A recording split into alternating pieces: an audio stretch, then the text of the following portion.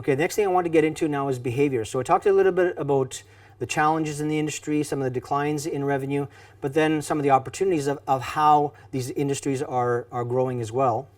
Now I want to get into behaviors because all this kind of starts to wrap up in terms of the strategies that we would put together from a product perspective and from a corporate perspective in terms of formulating our strategies for OTT and digital video moving forward. So let's look at some individual behaviors. This is a nice slide which talks about the fact that around 15% of people have either cut the cord or have reduced spending. And the follow-on study from that, according to Ericsson, is why they were doing it. The main motivation was saving money. The cost of a pay TV service was just too expensive for them justifying maintaining a pay TV service. They weren't watching enough of the television. They were only using the internet, so there was little reason to continue paying for the cable. And there was not suitable packages for them, so they decided to either reduce spending or eliminate spending. Okay, so cutting the cord is an important behavior that plays, of course, to the OTT space that we're in. That leads to identification of the fact that there are cord cutters and cord shavers, but there's actually another one that has now come up quite recently that you may or not have heard of, and they're called cord nevers. Cord never are viewed as mainly millennials.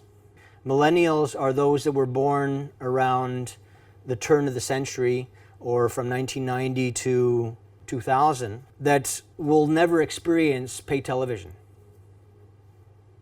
They will only be watching television online. And that's an important dynamic because they basically missed the boat, or maybe their parents had already cut the cord by the time they were born.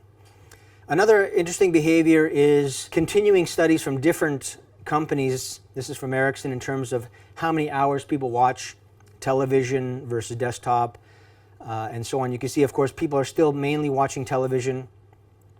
There is a growing interest in people watching entertainment on their PCs, laptops, smartphones, tablets, and other types of portable players. And the growth rate here are higher than on the TV side.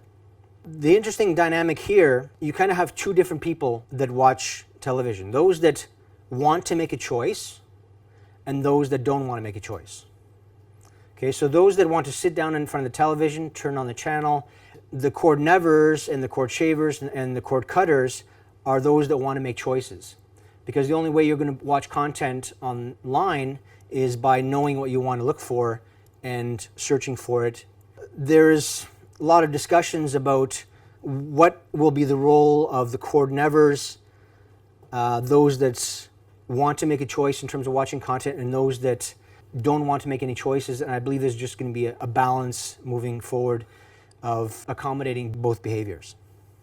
Next is looking at behavior in terms of live versus video on demand content. So video on demand is content that's stored on a database and you call upon it through a search engine, for example, or through a database of an OTT service, and you find the movie that you want and then you stream it to your device. And this is an interesting study which talks about the connected televisions or gaming consoles in terms of the amount of live content versus video on demand, desktop, tablets, and mobile. And you can see that a lot of the live content is dominated on television still, and even on computers. So the computer is now viewed as a close second in terms of the amount of live content that is being watched. We're getting a little bit more granular into the behaviors from the previous slide of the amount of hours that people were watching, and now we're looking at a little bit more details of what that content is, live versus video on demand.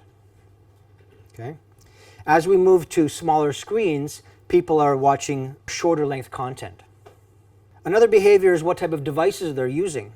And you can see from this slide from Adobe that the Apple devices dominate in terms of consumption of entertainment.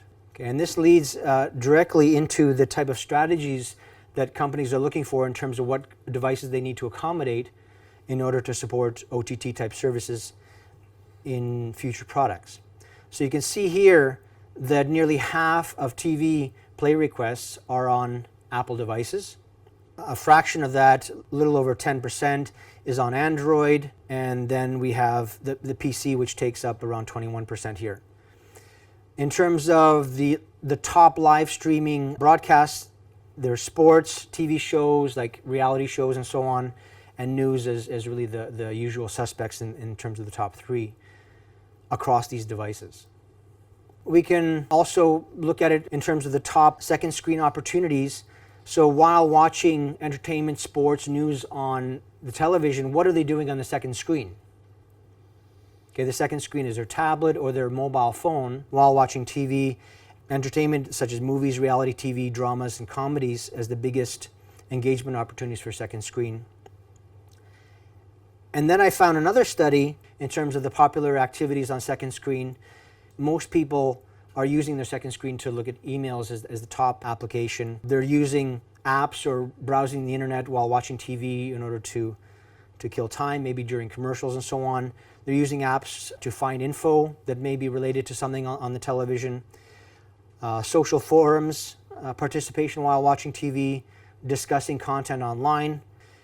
What was interesting from this slide is that we don't have big use of second screen applications which are simultaneous to the actual broadcast itself. So you may be watching a television show which has a second screen application, such as, let's say, Game of Thrones or Walking Dead, and using that application during that live broadcast. I believe that's kind of a missed opportunity at the moment, and maybe it's because of awareness. Maybe it's because it's just in its infancy in terms of the evolution of developing these type of applications for television. But those they don't even show on the radar as a second screen opportunity or a second screen behavior for users today. So I think that it's maybe a reflection of how young the industry is at the moment. Next one is to talk about the behavior of simultaneous social networking during live broadcasts.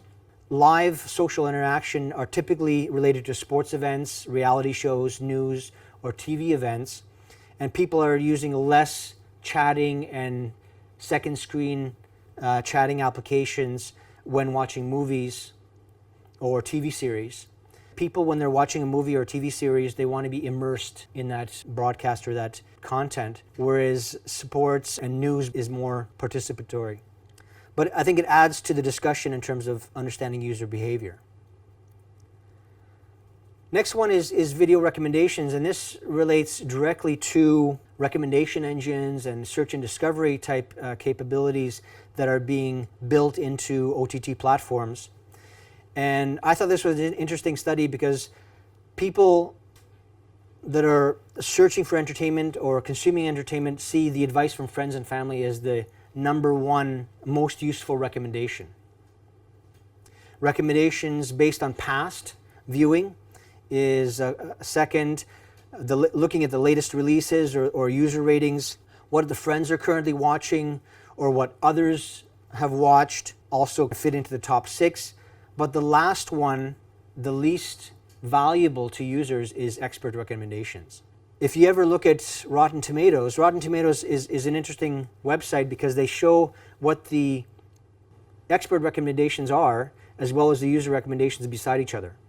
And sometimes you see a correlation where they're quite similar in terms of how they're recommended, but sometimes you'll have critics which hate it and people that love it. But when you have 30,000 people that give it an 8 and the critics give it a 3, then the studies show that people are more inclined to what the users recommend. Services that are most worthwhile purchasing, video on demand is still number 1, so that plays quite well in terms of OTT services. And even interest in extreme quality in the future, such as 4K technology, is rounding out the top 4. Interesting from this study is that the bottom one is interactive TV as the least worthwhile purchasing. The interactivity is important, but I believe that those that were doing this study were more associating interactive TV with the classic electronic programming guides of yesterday and the archaic type approach to interacting with traditional television rather than the computing approach to interacting with entertainment that we have today. Another interesting behavior, and I found this from IDG, and it looks at behavior from an enterprise perspective. Because not only do we look at OTT from entertainment, we can also look at it from an enterprise perspective. And what I mean by that is that there are two ways to deliver an OTT service. Those that are serving entertainment, like Netflix, for example, even YouTube delivers OTT from an entertainment perspective, but YouTube also delivers OTT from an enterprise perspective. And there may be presentations like training videos or other types of content, demonstration videos, user testimonials, which aren't necessarily entertainment, but are product demos, case studies, and so on, in terms of communicating a company's marketing capabilities and using the video in order to sell the products that they have online. Whether a company is selling telephones or a tripod or office furniture, they have an online presence, and to use that video in order to promote how to put the products together, having some user testimonials and happy clients that are talking about their products, those videos serve to sell more product. They're not used for entertainment, they're used to sell more of their other products. And they would use an OTT platform such as ours in order to have a link of those videos on their website.